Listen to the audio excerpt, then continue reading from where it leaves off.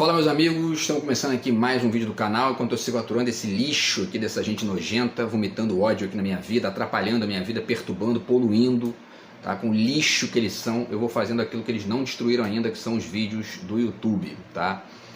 No vídeo de hoje a gente vai continuar a reflexão de ontem, na qual a gente falou sobre o futuro, né, do Brasil, que vai ser mais evangélico, aí tudo indica algumas pesquisas, né? Então a pergunta era essa, quer dizer, os evangélicos são um risco para o futuro do Brasil? E aí hoje eu vou trazer mais alguns dados aqui para essa reflexão, tá? Para a gente continuar e para finalizar essa reflexão de ontem, a partir dos três tópicos, né, trazidos pela matéria da revista Veja, que eu citei para vocês no vídeo de ontem, tá? E também uma outra matéria falando sobre a parceria do Caetano Veloso com um cantor gospel chamado Kleber Lucas, tá? E tem alguns detalhes sutis ali também que podem ajudar a gente a entender essa questão de se os evangélicos apresentam algum tipo de risco novo para a história do Brasil ou se eles são, enfim, o mais do mesmo, meio que recalchutado ali em outras aparências, vamos dizer, tá? Então, antes de começar o vídeo, né, eu já deixo para vocês mais uma vez aqui a dica do meu novo livro de poemas, que eu também não consegui vender nenhum por culpa desses retardados, e tô aqui, tá? Continuo anunciando para vocês aqui. O Zap tá na descrição do vídeo, quem quiser entrar em contato aí, tá? A gente conversa a respeito, beleza? Então, pessoal, vamos lá. Antes, vamos recapitular que eu finalizei o vídeo anterior, o último vídeo, né, com uma pergunta, né? A pergunta foi a seguinte: aonde está o detalhe que pode comprovar que essa conexão dos evangélicos com o tal Estado ausente não é nova? Então vamos recapitular isso aí, porque isso partiu de uma reportagem da revista Veja, tá? Que eu também ainda não deixei o link lá, eu estou aqui, preciso atualizar os links, que é uma coisa tão nojenta, tão asquerosa isso que eu estou vendo aqui, que está me atrapalhando a fazer quase tudo aqui na minha vida, tá? Mas enfim, a matéria diz o seguinte: segundo o cientista político Vitor Araújo, da Universidade de Zurique, na Suíça, autor do estudo Surgimento, Trajetória e Expansão das Igrejas Evangélicas no Território Brasileiro ao longo do último século, esse é o título do estudo dele, tá? A transição religiosa de católicos para evangélicos tem essencialmente três motores, tá? Então o primeiro motor seria a urbanização do país, tá? E aí ele fala, né, o argumento é o de que as igrejas católicas estão presentes em todas as cidades do interior, mas as igrejas evangélicas não estão, e ao mesmo tempo nas capitais, nas cidades maiores, nas cidades que já foram urbanizadas. Quer dizer, existe um espaço aí que foi sendo preenchido aos poucos pelos templos evangélicos, que inclusive tem uma facilidade maior ali de ser abertos e de oficializar ali o seu funcionamento, etc e tal, tá? Agora, isso, na minha opinião, não explica tanto essa mudança do ponto de vista de um risco, tá? Porque no final das contas são dois grupos de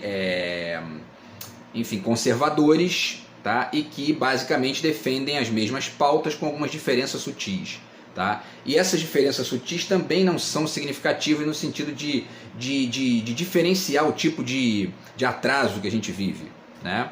Falei aqui no vídeo passado da questão da teologia da prosperidade, né, que é uma característica muito presente nos evangélicos e não é tão presente nos católicos. Os católicos têm uma visão ali um pouco mais da samaritana, aquela coisa da ajuda e tudo mais. Agora, de certa forma, essas duas perspectivas são meio que antipolíticas, né? Na medida em que, no final das contas, a Igreja Católica ela contribui para diminuir, ou enfim, para minimizar um pouco a miséria e a pobreza de uma forma que não é uma forma estrutural do país, né? Que seria um estado de bem-estar social, melhorias no projeto econômico do país, etc, etc, etc. E da mesma maneira a teologia da prosperidade dos evangélicos também não contribui muito para isso, tá? Bom, enfim, então esse é o primeiro ponto, né? O primeiro motor dessa mudança, né, dos evangélicos dos católicos para os evangélicos, tá? O segundo motor seria, aqui é o ponto mais importante, que tem a ver com a resposta com a pergunta que eu fiz no final do vídeo, no vídeo anterior. A ineficácia do Estado em atender a diversas regiões. Quer dizer, aqui, né, por isso que a pergunta que eu fiz foi essa, ó, aonde está o detalhe que pode comprovar que essa conexão dos evangélicos com tal estado ausente não é nova? Então, repito aqui, o segundo motor para ele seria a ineficácia do Estado em atender a diversas regiões. Por que isso não é novo? Tá? Vamos lá. Porque a maioria esmagadora desses evangélicos são justamente o pobre de direita, que historicamente sempre votou na direita. E, portanto, em gente que tem um projeto, no final das contas, de sucatear o Estado, de usar o Estado para poder alimentar somente os próprios interesses privados, salvo raríssimas exceções ali que acontecem, né, nesse jogo aí, porque alguma coisa acaba tendo que ser feita ali para poder mostrar na festa, né? Mas isso nunca é algo que modifica a estrutura mais ampla do país, tanto no nível da educação, da educação pública de base, por exemplo, da saúde pública de base. Então, os exemplos de projetos, enfim, de qualidade, de projetos interessantes e tal, são sempre a exceção e não a regra. Por exemplo, né, o caso da educação do Ceará, né, que tem um desempenho ali brilhante. É um projeto do Ciro, do pessoal do Ciro Gomes lá, e que, enfim, 70 e tantas escolas públicas do Ceará estão entre as 100 melhores do país. Quer dizer, é um projeto louvável. Agora, esses projetos em nível nacional, eles ainda são a exceção e não a regra, porque, enfim, aí provavelmente mais de 70% das prefeituras, dos governos estaduais e a maioria esmagadora das câmaras municipais no Brasil é de maioria de direita sempre, tá? Então, esse Estado, né, que é ineficiente em atender, né, a população e, ao mesmo tempo, em construir uma estrutura mais ampla que melhore o desenvolvimento do país, ele é fruto do mesmo público que migrou da Igreja Católica para as igrejas evangélicas, que é esse pobre de direita, essa classe média de direita, que vota em gente de direita para um Estado que acaba sendo ineficiente por culpa dessa mesma gente, né? E que eles depois reclamam, tá vendo? E aí quando o Estado, né, não funciona, e não funciona de novo, e não funciona de novo, acabam entrando essas figuras meio bizarras, né, no processo, para poder ocupar certos espaços de uma maneira pobre, de uma maneira medíocre muitas vezes, né? E em casos limites, de maneira até criminosa, que é o caso das milícias, né? Que são vendidas dessa mesma forma, quer dizer, o Estado é ineficiente, a gente vem aqui e protege a população, enfim, matando gente, né? Roubando gás, enfim, né? E gatonete, etc. E, bom, mas isso é justificado a partir da ausência do Estado, que é ausente por conta desse mesmo público que apoia essas coisas. Quer dizer, é um círculo vicioso que, se a gente não resolver, não vai mudar nunca, tá? Então, assim, isso também não me parece exatamente uma modificação, talvez apenas no nível de ser algo mais violento, mais, né, porque o discurso dos evangélicos é mais violento do que, não todos, evidentemente, mas desses que são mais radicais e estão aí na linha de frente dessa batalha, é um discurso muito mais violento do que o discurso dos católicos tradicionais, né? Que talvez não precisassem ser tão violentos porque tinham ali um poder estabelecido de séculos e que, enfim, né, minimizava essa necessidade de conflito aí institucional maior, tá? De qualquer maneira, é um atraso que está nos dois e que a gente tem que ficar aturando aí para poder, né, enfim, e aí isso acaba fazendo o país não caminhar. Mas o fato concreto é que, para finalizar esse ponto aqui, essa questão responde, né, aonde está o detalhe que pode comprovar, tá, que a conexão dos evangélicos com o Estado ausente não é nova. O público é o mesmo que sempre votou na direita para gerar como resultado o quê? Um Estado ineficiente. O Estado no Brasil é ineficiente 90%, para dizer o mínimo, tá? Porque está na mão da direita. Sempre que está na mão da direita ele fica ineficiente, porque a direita não tem vocação para governar, não tem vocação para gerir o Estado, porque o discurso dela, já fiz vários vídeos aqui sobre isso, é um discurso contra o Estado, um discurso pelo Estado mínimo, um discurso, enfim, né, sem mudanças estruturais e atacando o tempo todo, privatizando, enfim, é um discurso de negação do Estado, né?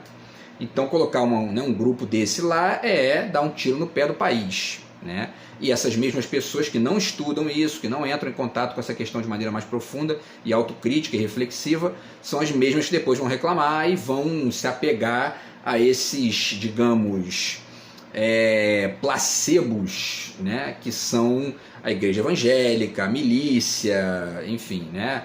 Enfim, movimentos aí de ONGs e uma série de outras coisas que ficam ali meio que tapando pedaços do buraco e não, enfim, a gente não consegue caminhar para poder melhorar o país, tá? E aí, pessoal, chegamos aqui na parte aqui ligada ao Caetano Veloso. Por quê? O terceiro motor, tá, que a matéria da revista Veja pondera como um motor de justificativa aqui, né, e de ampliação da mudança dos católicos para os evangélicos, é o que eles chamam de agilidade característica das igrejas evangélicas. E aí aonde que está, né? O que significa essa agilidade?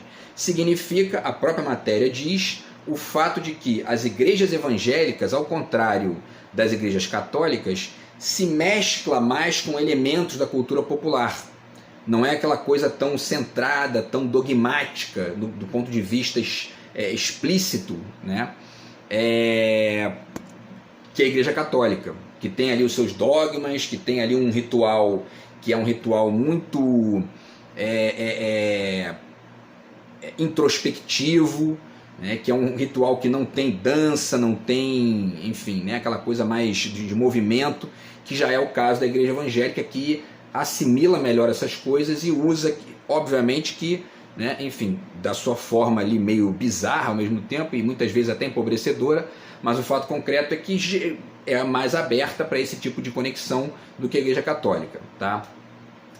E aí isso tem uma conexão muito curiosa com a questão da Tropicália do Caetano Veloso, tá? Vamos falar sobre isso aqui. Deixa eu pegar aqui só o trecho aqui que eu separei, tá? Sim, então vamos lá, tá? Deixa eu ler aqui para vocês, para a gente poder... Primeiro vamos ler a matéria, né? Tem a matéria do Diplomatique, tá? O Le Monde, né? Que é um jornal francês, mas que tem uma edição em português, tá? E aí a matéria diz o seguinte aqui, a matéria se chama Cristropicalismo, a reimaginação do Brasil, a reimaginação do moderno no Brasil contemporâneo. E aí diz o seguinte, tá? Vamos ver o tempo aqui. O lançamento da nova versão de Deus Cuida de Mim, música recriada pelo pastor e estrela gospel Kleber Lucas e o cantor e compositor Caetano Veloso em dezembro de 2022, suscitou indagação pública sobre o sentido da parceria, tá? E aí o primeiro parágrafo diz o seguinte: o lançamento da nova versão de Deus Cuida de Mim, música recriada pelo pastor e estrela gospel Kleber Lucas e o cantor e compositor Caetano Veloso, em dezembro de 2022, suscitou indagação pública sobre o sentido da parceria. Ao nosso ver, esses questionamentos têm relação com o fato de que os dois artistas se comunicam com audiências que são percebidas como incomunicáveis uma com a outra e, ao mesmo tempo, encenam duas faces bem distintas do que seria o popular, tá? E aí continua aqui falando sobre a questão da crença compartilhada na incompatibilidade do moderno com a presença pública do religioso e etc. Tá? Eu já acho que isso aqui, inclusive, é uma questão que não diz exatamente o que é o moderno, que o moderno, ele inclusive se conecta com isso. Basta estudar, né, os movimentos de busca do primitivismo, né, na época das vanguardas, quer dizer, se buscava muito entender o que era aquela religiosidade dos povos ditos primitivos e tudo mais. Então isso não é exatamente um moderno, né? Tá? Mas enfim. E aí o fato é que aí ele cita, né, que a matéria, que é irônico e revelador que o mesmo Caetano que canta em sua Milagre do Povo de 2008, quem é ateu e viu milagres como eu, sabe que os deuses sem Deus não cessam de brotar nem cansam de esperar, atualize a promessa do tropicalismo gravando um louvor. E aí é irônico, mas me parece muito simples de perceber. Por quê? Vamos lá. Tem muita gente que entra em conexão com a música sem estudar o que representa certos movimentos. E aí você tem uma relação com a música, que cada um tem a sua, né? Isso não é obrigatório, mas o fato é que aí você acaba não entendendo certos contextos, né? E certas explicações mais amplas, tá? De certas atitudes dos músicos e tal. Quando a gente tá aqui, né, o livro do Caetano, o Verdade Tropical, ele fala algumas vezes aqui nesse livro, por exemplo, de uma ideia que é de um conceito que seria o de sincronia, que é mais ou menos o que gere, né, a cabeça da Tropicália, do tropicalismo, que é, de certa forma, uma abertura e uma conexão com praticamente tudo que se produz em cultura. Então, vocês vão ver nas músicas do Caetano referências ao rock, referências ao jazz, referências ao baião, referências, enfim, né, ao forró, e tá tudo misturado ali, né, naquela geleia, né, que é a geleia geral do tropicalismo. Então, nesse sentido, não surpreende que o Caetano busque uma conexão com os evangélicos, porque faz parte desse projeto da Tropicália, que é o projeto de estabelecer contato com todas as esferas possíveis da produção cultural e mesclar isso com algumas ideias do movimento ali, tá? E isso, quem está aí esperto, prestando atenção no vídeo, já deve ter sacado que isso se assemelha bastante com essa mesma abertura que os evangélicos têm de pegar essas referências e essas manifestações populares e acoplar ali com a pregação do evangelho, da figura de Jesus como, enfim, o salvador da humanidade, blá blá blá, né? Então vou ler um trechinho aqui, tá? Para resumir aqui o que eu acabei de dizer, tá? Então vamos lá. A gente pensa, agora para sintetizar essas duas questões que eu falei, a do estado ausente e a dessa conexão do tropicalismo com a estética ali dos evangélicos em um certo ponto, tá? Porque tem uma diferença que a gente também vai falar dela. Vamos lá. A gente pensa que o Estado fica muitas vezes ausente no Brasil e não se pergunta quase nunca por quê, né? A resposta é simples, porque a população normalmente enche o Congresso, as câmaras municipais, as prefeituras e os governos estaduais de direitistas movidos única e exclusivamente por interesses privados, salvo as exceções de praxe, né? Esse interesse privado, ingênuo e alienado, é também neoliberal. Óbvio, né? Ele é pelo Estado mínimo, indivíduo máximo, né? E é exatamente por isso que a gente jamais vai virar uma teocracia. Aqui está a resposta-chave para a reflexão que a gente está fazendo aqui nos dois vídeos, tá? Recentemente, agora vamos lá, para a questão da Tropicália e dos evangélicos. Recentemente, um cantor evangélico chamado Kleber Lucas gravou uma nova versão de uma música sua chamada Deus Cuida de Mim com o cantor Caetano Veloso. E aí vocês lembram que ali está dito que isso é aparentemente, isso é estranho porque essas duas esferas são aparentemente incomunicáveis, né? Nada de incomunicável, né? Como eu já expliquei aqui, o tropicalismo do Caetano Veloso tem uma flexibilidade que se parece muito com a flexibilidade dos evangélicos. E agora aqui vem um ponto para a gente diferenciar. A flexibilidade da Tropicália do Caetano está pautada por um projeto que se configura a partir de uma leitura filosófica aprofundada, uma leitura ampla, uma leitura com uma série de conexões com a história do pensamento e com a história do Brasil e etc e tal. E essa abertura que existe nos evangélicos está ali pautada única e exclusivamente para sustentar o seu dogma único, que é Jesus e a salvação pela via da igreja e blá blá blá. Então existe essa diferença de complexidade, ainda que haja também uma semelhança de prática, né? Tá? Entre as duas. Então, se por um lado essa flexibilidade é rica nos dois casos, tá? Por outro, essa mesma flexibilidade impede de entender e agir sobre esse estado ausente, que é o que está configurado aqui no tópico anterior, ponderado pela matéria da revista Veja, tá? O estado que atua sendo homogêneo e, portanto, com um projeto que acaba estruturando uma série de coisas na sociedade para que a gente se desenvolva e chegue num caminho melhor, do ponto de vista social, esse estado que atua, ele acaba sendo homogêneo demais, tanto para o olhar tropicalista, que não diz não para nada, e, portanto, não diz não, inclusive, para o caos, né? Eu recentemente vi uma fala do Arnaldo Antunes, que é um poeta brilhante, na qual ele falava sobre essa coisa, né, de que o artista ele tem que ter essa visão e esse contato com tudo que acontece, né, sem limites, né? E isso vai incluir, obviamente, o mendigo, né, a fome, a guerra, a morte, etc. e tal. Já um Estado que atua tem que se preocupar em minimizar isso, né? Então essas duas coisas, num determinado momento, elas acabam se conflitando, né? Inclusive na cabeça de quem pensa essas coisas. O meu caso também, esse é um dilema constante, né? E esse mesmo Estado que atua também é invisível para um olhar evangélico, que se interessa só por Jesus e pelo interesse privado da teologia da prosperidade, a salvação, né, e tudo mais. E isso fica muito evidente também quando a gente vê os discursos desses pastores. Não, o que interessa a gente aqui é a Bíblia, nada de Constituição, é a Bíblia, né? Hoje em dia eles têm maneirado um pouquinho com isso aí, porque o Xandão está pegando pesado, né? Mas o fato é que se você for lá dentro das igrejas, você vai ver que é exatamente isso, né?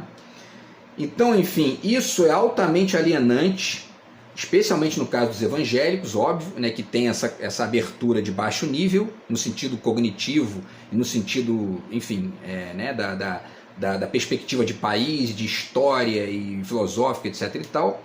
Então isso é alienante, né, altamente alienante, mas, e aí vem a questão para a gente refletir o risco ou não de uma teocracia, tá?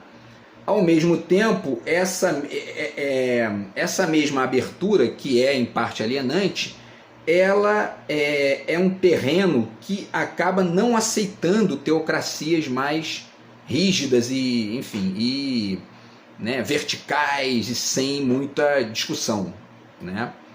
Então, no fundo, essas teocracias têm que ser, para serem teocracias, têm que ser centralizadas, centralizadoras, enfim, baseadas em censura, baseadas em uma série de coisas que essa própria abertura das igrejas evangélicas e que tem uma certa conexão com a Tropicália nesse nível estrito, vai acabar impedindo, né, que isso aconteça, tá? Para além disso, existe uma outra coisa também, tá? Um outro detalhe que me parece importante para ponderar quando a gente pensa nesse risco de ter uma teocracia no Brasil ou não a partir do crescimento dos evangélicos. Vamos lá, tá? Deixa eu ver aqui, deixa eu ver o tempo, né, para ver. Vamos lá, isso aqui também é um aspecto importante para finalizar a reflexão, tá? Nesses casos de ditadura no Brasil, então a gente falou, né, no vídeo passado eu falei da questão da tríade do atraso, né, que seria justamente seriam esses três elementos que ficam ali puxando o país para baixo: o conservadorismo religioso, o neoliberalismo, né, estúpido, que acaba fazendo a gente defender Estado mínimo aqui, quando não existe isso em lugar nenhum desenvolvido no mundo, tá? E o golpismo poodle das Forças Armadas Brasileiras, também salvo as exceções de praxe, certo? E aí é o seguinte, ó, nesses casos de ditadura no Brasil, tanto em 64, quanto, se for o caso, eventualmente, de uma ditadura gospel, vamos dizer, né, no Brasil, a parte neoliberal dessa bosta toda vai acabar impedindo que a coisa ganhe o caráter autoritário de outrora, certo? Que era aquele caráter autoritário da década de 60, da década de 70, e que de certa forma não cabe mais no mundo de hoje, tá? Por quê? Internet, a presença dos mercados, né, globalizados, inclusive no discurso essa própria gentalha tipo Bolsonaro, que se conecta com isso por uma via ali muito mais estúpida do que de projeto, tá? Então esses golpistas de hoje, eles estão muito mais subditos ao mercado financeiro, ao capitalismo, né, a parte capitalista do mundo, tá? E, enfim, a própria liberdade que a internet acaba gerando, do que o pessoal da década de 60 e 70, tá? E aí, com certeza, bom, né, isso não elimina o fato de que se a gente acabar numa teocracia gospel, vai ser uma porcaria tão medíocre quanto a ditadura de 64 e da década de 70 ali, início da década de 80. Porém, vai ser diferente porque a gente hoje tem um contexto, enfim, social diferente. O neoliberalismo hoje está muito mais atuante do que naquela época. Naquela época a coisa estava muito ali escondidinha e tal, né? Hoje eles dão um golpe, né? Assim, estão nem aí, prenderam o presidente da República e, enfim, não tem essa, entendeu? Então, enfim, com certeza vai ser uma porcaria, mas em certo sentido já é uma porcaria, né? Para além da ideia de que a ideia de... Isso aqui também, tá? Um parêntese aqui. Essa questão que eu estou ponderando aqui obriga a gente a pensar, inclusive, essa ideia do Gessé Souza de elite do atraso, né? Que está aqui no livro dele, que eu ainda não li inteiro, mas que eu pretendo ler, está aqui na minha lista. A gente tem que desenhar, para além dessa ideia de elite do atraso, a ideia da salada do atraso, né? Que é justamente essa salada aí, ó. São os neoliberais, né? Os crentes, né? Esses mais radicais e propensos a interferir na política, e os milicos golpistas. Isso é o que a gente tem que ir fazendo, né? É um processo civilizatório que a gente tem que ir fazendo, colocando essas questões em discussão, para poder tentar, um dia, quem sabe, superar isso, e que isso seja só uma marca do passado, tá? Então, pessoal, para finalizar, certo? Eu deixo aqui mais uma dica também, que é esse livro aqui O Brasil, de João Goulart, tá? Um projeto de nação, né?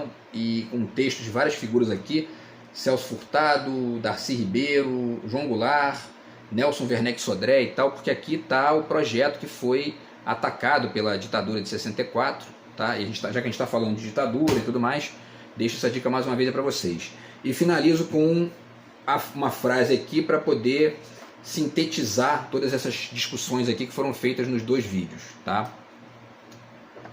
O único risco que os evangélicos trazem para a gente, no sentido mesmo, né, do futuro do país, é o da gente não sair de onde a gente já está. Ou seja, apesar dos parcos avanços, né, que a esquerda vai tentando colocar ali no Estado, e que a própria sociedade civil, naquilo que ela tem de civilizado, naquilo que ela tem de progressista, naquilo que ela tem de filosófico, naquilo que ela tem de artístico, naquilo que ela tem de mais amplo, também vai tentando aí, né, aos pouquinhos construir, mas eles continuam sabotando, continuam atrapalhando, continuam empurrando, né, o país para baixo, impedindo. Basta ver a fala da tal Michele Bolsonaro aí, que, né, enfim, aquela fala ali é uma fala de século XV, né? E a gente tem que tentar superar isso, tá? Mas o fato é esse: se a gente acabar numa teocracia gospel, o único risco que os evangélicos trazem é o da gente não sair de onde a gente já está, que é essa salada do atraso, tá? Na qual a gente vai tentando construir algumas coisas aí, e eles vão tentando sabotar o tempo todo.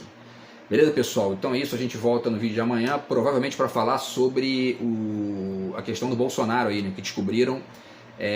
Foi aberto aí o discurso dele, do golpista lá e tal, então vou fazer um vídeo sobre isso, tá? Grande abraço, tamo junto, fui.